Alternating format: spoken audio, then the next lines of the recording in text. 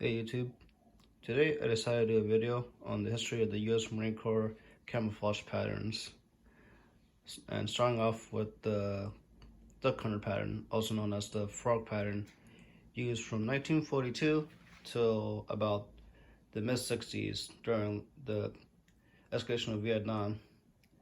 Now these would practically be used past the mid-60s, but the date that they were officially retired, I don't know. But it's a cool fact. They were also developed for the other branches, but the Army Common War in New York looked too similar to the Germans' pattern. So most Army guys and one stationed in Europe used the nets, which Marines also used the nets in Vietnam. I mean, in World War II in the Pacific. But these were like the mostly ones seen, in the Pacific, later on during the Korean War and in the early to mid Vietnam era. And then during that time, the Experimental Research and Development, ERDL, that stands for labs, was developing the Mr. pattern and also simultaneously developing the also just known as the ERDL pattern. That one's the traditional RDL, also known as the RDF pattern. I don't have the first pattern created, but I'll get that later. The second pattern we have here is known as the Mr. pattern, which is one of the most famous patterns if you've seen a Vietnam era film. You'll notice the twig and leaves on there. Those are some gold or orange color, but for the sake of this video, just don't want to how much around. Pretty much, we had the Mr. pattern from the mid 60s till you'll see them sporadically until the 80s. I've seen a picture where an Air Force personnel is wearing a Mr. helmet on his head for some reason, but yeah, that was for training, so maybe there's like, yeah, here we go. And from that, we spring over to the ERDL pattern, which I said before was in development since 1948. The original pattern was known as the green dominant, and pretty much you just replace all those tan spots with the green color you have on the Mr. pattern, like the lime green color. And that's also as a lowland ERDL.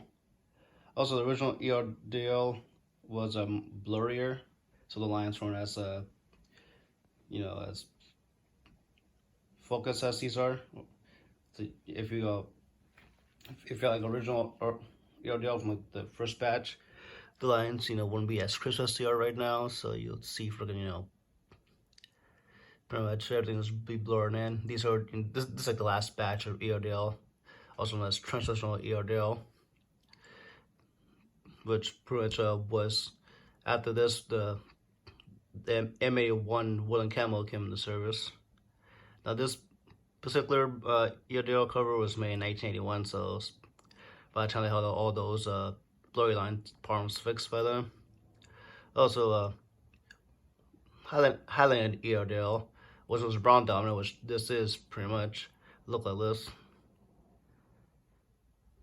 And pretty much from, like I said before, from ERDL, we transitioned over to the M81 woodland, which looks like ERDL, but has a bigger splotches and whatnot. And it's still used by special forces, ironically, till this day.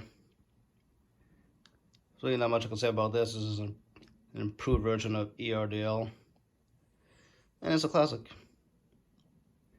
And then from the 2002, the Marine Corps decided to have their own uniform, since pretty much until this point, most common uniforms were the same. So from 2002, we had started developing the woodland digital cover, which pretty much just take the woodland patterns and make it all digitalized for the most part. And I don't know if you can see this cover, but most common uniform in the actual uniform, you'll see mini green EGAs on here. So, and also that's how you know it's a real Marine Corps issue cover. Yeah, but that was just a little quick history of how the Marine Corps has gone from the first pattern made for the US troops to what they have now. Well, see you in my next video.